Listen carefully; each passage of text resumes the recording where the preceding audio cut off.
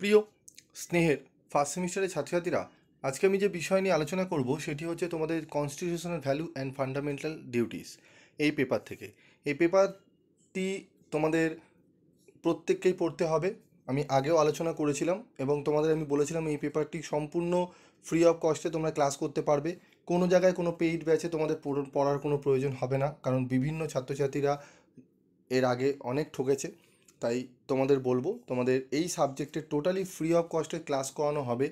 ক্লাসে জয়েন করো, প্রত্যেকে এই ক্লাসগুলো ভালো করে অ্যাটেন্ড করো, দেখবে এই সাবজেক্টে তোমাদের কিন্তু খুব ভালো রেজাল্ট তোমরা করতে পারবে। ঠিক আছে, তোমাদের কি করতে হবে সেটি আমি বলবো অবশ্যই। তোমাদের আজকে আমি আলোচনা করব তোমাদের 2023-এর, তোমাদের বিগত 2 বছরে সিলেবাস চেঞ্জ হওয়ার পর 2023 এবং 2024-এ পরীক্ষা হয়েছে। তো 2023-এর প্রশ্নপত্রটি তোমাদের জন্য খুবই গুরুত্বপূর্ণ, যারা 2025-এর প্রশ্নপত্রে পরীক্ষা দেবে। তো তোমরা 26-এ পরীক্ষা দেবে, কিন্তু তোমরা প্রশ্নপত্র হবে তোমাদের 2025। তো আমি তোমাদের আজকে আলোচনা করব 2023-এর প্রশ্নপত্র এবং এর সমাধান নিয়েও আলোচনা করব। ঠিক আছে, এবং যারা অনলাইন ক্লাস, ফ্রি ক্লাস, যেটির জন্য কোনো রেমুনারেশন লাগবে না, অন্য জায়গায় তোমাদের দেখবে বলা হবে পেইড ব্যাচ। আমার এখানে কিন্তু কোনো পেইড বলে কোনো কথা নেই, টোটালি ফ্রি অফ কস্টে তোমরা ক্লাস করতে পারবে। তো আমি চলো 2023-এর প্রশ্নপত্র নিয়ে একটু আলোচনা করি।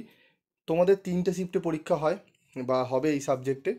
তো প্রথমে মর্নিং শিফটের আমি প্রশ্নপত্র নিয়ে আলোচনা করব। 3টে শিফট মানে মর্নিং শিফট, ডে শিফট এবং ইভিনিং শিফট।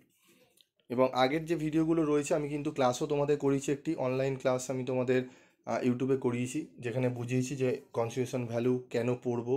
সমস্ত ইন্ট্রোডাকশন ক্লাসটা অবশ্যই তোমরা শুনবে, তার লিঙ্ক আমি এই ভিডিও ডেসক্রিপশন বক্সে দিয়ে দেবো, তোমরা সেখান থেকে শুনে নেবে। এবং যারা অনলাইন ক্লাস, ফ্রি ক্লাস করতে চাও তাদেরকে বলবো তোমরা অনলাইনে তোমাদের লিঙ্ক দিয়ে দিচ্ছি এই ভিডিওতে, তোমরা জয়েন করো। আমাদের খুব শীঘ্রই কিন্তু ফ্রি ব্যাচ শুরু হবে। দেখো, মডুল 1 থেকে যে প্রশ্ন এসেছিল 400 শব্দের মধ্যে উত্তর লিখতে বলা হয়েছিল। প্রথমে এসেছিল ভারতের সংবিধান কিছু মূল নীতির ভিত্তিতে গঠিত, বিবৃতিটি ব্যাখ্যা করো। 25 নম্বরে এসেছিল ভারতের সংবিধানে উল্লেখিত ধর্মনিরপেক্ষতা ও গণতন্ত্রের ধারণা সম্পর্কে একটি নিবন্ধ লেখো। এই প্রশ্নটি এসেছিল। এই দুটির মধ্যে যে কোনো একটি করতে বলা হয়েছিল। 25 নম্বরে একটি প্রশ্ন। মডেল 2 থেকেও দুটি প্রশ্ন এসেছিল। একটি এসছে 2-এর কয়ে, ভারতের সংবিধানে মৌলিক দায়িত্ব উদ্ভবের প্রেক্ষাপট আলোচনা করো। এই প্রসঙ্গে মৌলিক দায়িত্বের মূল্য ও তাৎপর্য বিশ্লেষণ করো। এই প্রশ্নটি। খ হচ্ছে ভারতের সংবিধানের 51A ধারাটি ওপর একটি নিবন্ধন লেখো। এই দুটি প্রশ্নের মধ্যে এখানেও একটি প্রশ্ন করতে বলা হয়েছে। ঠিক আছে, এটি আমাদের বেঙ্গলি ভার্সনের আমি আলোচনা করলাম। আমরা এবার ইংলিশ ভার্সনটি দেখে নেব, ইংলিশ ভার্সনের প্রশ্নটি। ঠিক আছে, মডুল 1-এ দেখে নাও দুটি প্রশ্ন, তার মধ্যে একটি করতে বলা হয়েছে, এবং মডুল 2-এ দুটি প্রশ্ন, তার মধ্যে একটি করতে বলা হয়েছে। ঠিক আছে, এবার আমরা সম্পূর্ণ একটু উত্তরটি দেখে নেব, কীভাবে উত্তর তোমরা লিখবে বা কতটা ইজিভাবে সোজাভাবে লেখা উচিত। ঠিক আছে, 400 শব্দের মধ্যেই তোমাদের কমপ্লিট করা রয়েছে, এবং তোমরা ফ্রি অফ কস্টের নোটসও তোমরা পাবে। যা প্রত্যেক ছাত্রছাত্রীকে বলছি, বা তোমরা আজে বাজে জায়গায় টাকা নষ্ট করো না, তোমাদের জন্যই কিন্তু অক্লান্ত পরিশ্রম আমি করি। এই সমস্ত পেপারে বহু জায়গায় বহু ব্যবসা হয়। ঠিক আছে, আমি তোমাদের বলবো একটু পিপি স্টাডি ক্লাসকে ভরসা করে থাকো। তোমরা এই পেপারগুলোতে কম্পালসারি যে পেপারগুলো তোমাদের থাকবে, ইএনভিএস, কনস্টিটিউশন ভ্যালু এবং এইসি ইংলিশ, প্রত্যেকটার তোমরা সঠিক গাইড পেয়ে যাবে, এবং তার জন্য তোমাদের কিন্তু কোনো অতিরিক্ত পয়সা খরচ করতে হবে না। তো দেখো, আমাদের মৌলিক অধিকারের সংজ্ঞা দাও। ভারতীয় সংবিধানে মৌলিক অধিকারের সংখ্যা কয়টি ও কী কী? স্বাধীনতার অধিকারটি আলোচনা করো। চলো আমরা দেখে নিই আমাদের উত্তর। মৌলিক অধিকার হলো সেই সকল অধিকার যা ব্যক্তির জীবন ধারণ ও ব্যক্তিত্বের বিকাশের জন্য অপরিহার্য এবং যা রাষ্ট্র কর্তৃক স্বীকৃত ও সংরক্ষিত। এই অধিকারগুলি সংবিধান কর্তৃক নিশ্চিত করা হয় এবং কোনো আইন বা সরকারি পদক্ষেপ দ্বারা লঙ্ঘন করা যায় না। ভারতীয় সংবিধানে মৌলিক অধিকারের সংখ্যা ও তালিকা। ভারতীয় সংবিধানে বর্তমানে 6টি মৌলিক অধিকার রয়েছে। মূলত 7টি মৌলিক অধিকার ছিল। 1978 সালে 44তম সংবিধান সংশোধনের মাধ্যমে সম্পত্তির অধিকারকে মৌলিক অধিকারের তালিকা থেকে বাদ দেওয়া হয়। এই অধিকারগুলি হলো সাম্যের অধিকার, স্বাধীনতার অধিকার, শোষণের বিরুদ্ধে অধিকার, ধর্মের স্বাধীনতার অধিকার। ঠিক আছে, তারপর রয়েছে সংস্কৃতি ও শিক্ষা বিষয়ক অধিকার।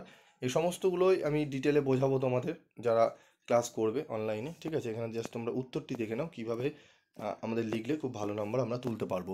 সাংবিধানিক প্রতিকারের অধিকার, স্বাধীনতার অধিকার, বাক স্বাধীনতা ও মতামত প্রকাশের অধিকার, শান্তিপূর্ণভাবে সমবেত হওয়ার অধিকার, ভারতের সর্বত্র অবাধে চলাফেরা করার অধিকার, ভারতের যে কোনো অংশে বসবাস করার অধিকার, যে কোনো পেশা গ্রহণ করার অধিকার। ঠিক আছে, এই অধিকারগুলো রয়েছে।